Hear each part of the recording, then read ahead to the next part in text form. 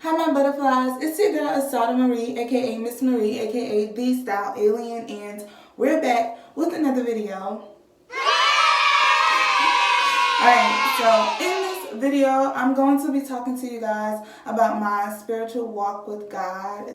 Basically just telling you guys how I began my journey with wanting to get closer to God and walking as a Christian, or trying to walk as a Christian. And so yeah, I'm going to tell you guys the full background, the full story, y'all. This video is going to be raw, uncut. It's not meant to be glamorous. It's not meant to be, edited crazy. It's just going to be me basically telling y'all my story of how God has called me so many times and like giving my testimony. I hope you guys watch this and get some inspo, or see like nobody's perfect on their walk with God. A lot of people mistake Christians for being perfect, but we all are just, going through the motions and trying to walk on the path of righteousness. We might not be there yet.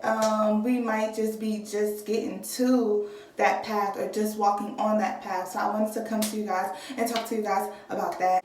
I'm going to start with my background, like my family and different stuff like that. And then I'm going to start going into middle school, high school, college, because those was all different times where God was speaking to me. And yeah, let's get right into the video, y'all. I'm chatting, I'm rambling. Okay, let's go.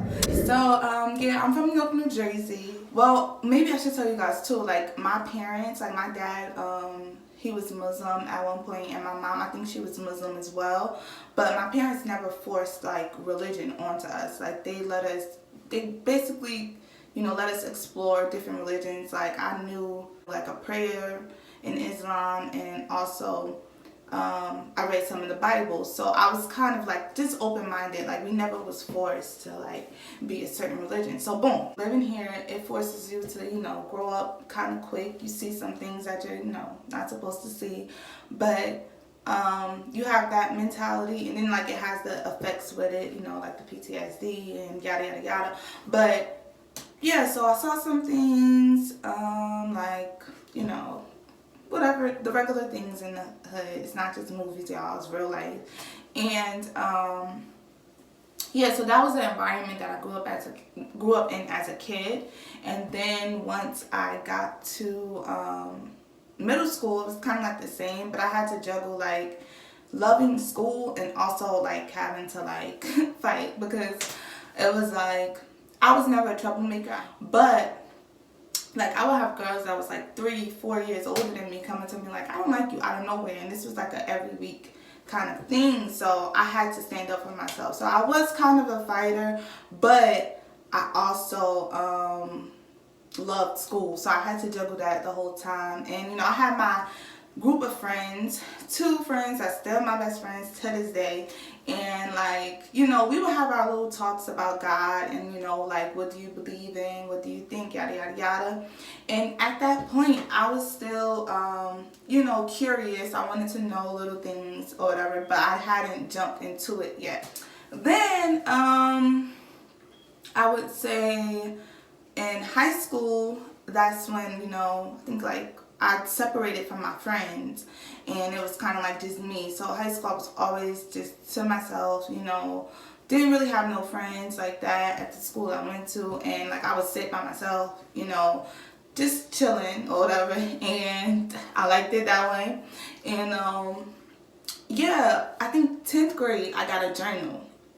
So once I got this journal, y'all, I used to write to God like all the time. Like I used to just write to him, just poems, write to him about my day, what I saw in school, different stuff like that. And then I would say by like the middle, I want to say, probably the beginning, probably around like October, something like that, I had joined the poetry club in high school, right? So joined the poetry club, and this could have been, it probably was 10th grade. Either 10th grade or 11th grade year. I don't know. It was a minute ago, y'all. That was a while back, okay? But whatever that was, I remember in the poetry club, I had started having conversations with this girl. I used to ask her questions about God, and she used to like give me scriptures and stuff, or just talk. We used to just talk about God, and that was my first time like actually showing interest in like well, what is this religion really? Like, how do you serve God? And that was like my first time like being interested. So, boom. I think she invited me to the church, but I didn't go because I was kind of like, I don't know, I was scared, and I was just like, I don't know, like whatever. So that was around like my 11th, I want to say 11th grade year. Fast forward to the end of my 11th grade year, like in the summer, I had moved in with my grandmother. So I moved in with my grandmother, and then I would say around September or October, my grandmother had got sick. I think she went to the hospital around probably one. Winter break, I went to Baltimore to go see my sister. So senior year, winter break, I go to Baltimore. I'm not thinking nothing of it, it was winter break. And then when we got a call like that my grandmother was in the hospital and it was serious. So at that point, I just broke down and I went in the bathroom, I looked in the mirror and I just prayed.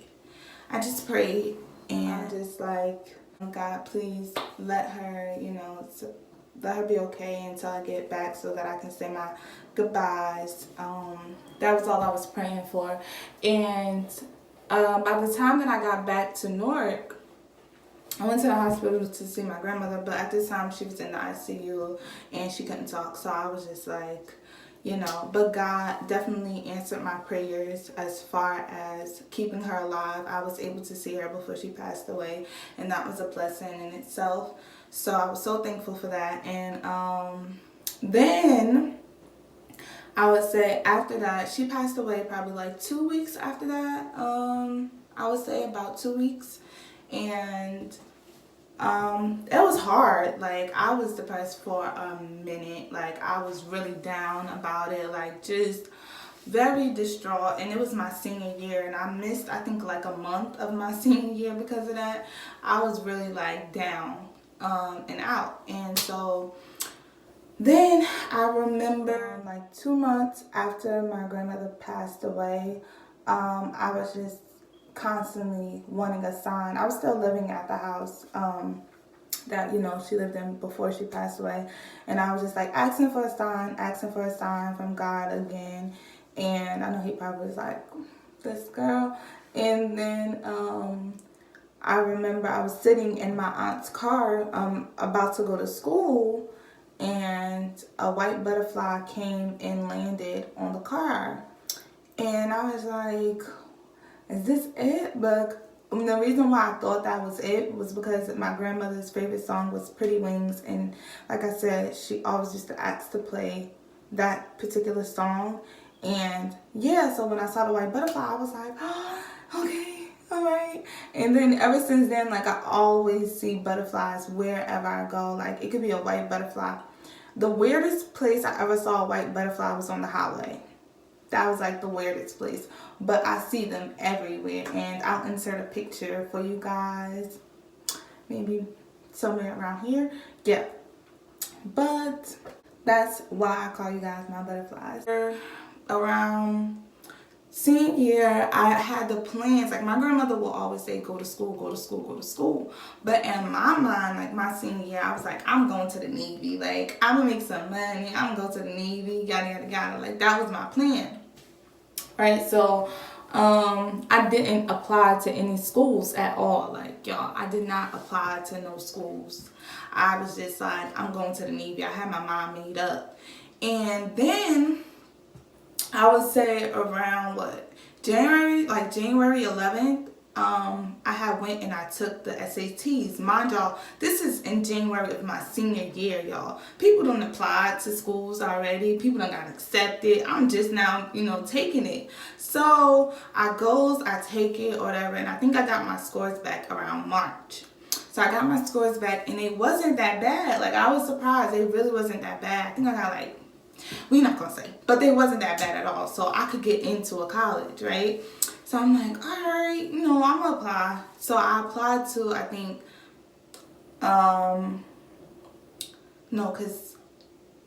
so Hampton was my dream school, y'all. Lincoln I applied to, and then I applied to, what else? I think I applied to, what was the other school? It's one more. Bloomfield, and I got accepted to Bloomfield, right? So Bloomfield was out the question. I knew I didn't want to go there. Lincoln, but it was, out of town, whatever. I was like, nah. So in my mind, I'm still like, I'm going to the Navy, y'all.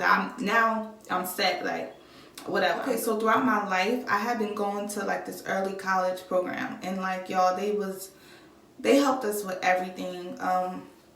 It was the best thing, like, my mom did. I got into the program, off of writing and stuff like that. But yeah, like, got into the program, y'all, and I didn't want to go to that school. I just didn't want to. I don't know why. I was just like, whatever. Probably because it was in state, and I don't know. I just didn't want to go. So, and that was Rutgers, right? So I didn't want to go. I'm like, no. The program also had a graduation, and it was around May. So I went to that program graduation, and by this time, y'all, I'm still Navy in my head. And once I got there, whatever, we're sitting down. Mind y'all, I wasn't even going to go to the program. I said I didn't have nothing to wear, but then I wound up going. So I'm sitting there, whatever. I'm sitting, and I'm just like listening to the program director speak, and he's like, you're going to get on this campus and it's going to feel like you don't belong here. You're going to get on this campus and people are going to tell you, you're out of place. You're going to feel like you're out of place. You're going to feel like, what am I doing here? And y'all, it felt like he looked right at me and he just was like, you belong here. And my mind was set. Like, that was it. I didn't need nothing else. My mind was just like, okay, I'm going to Rutgers.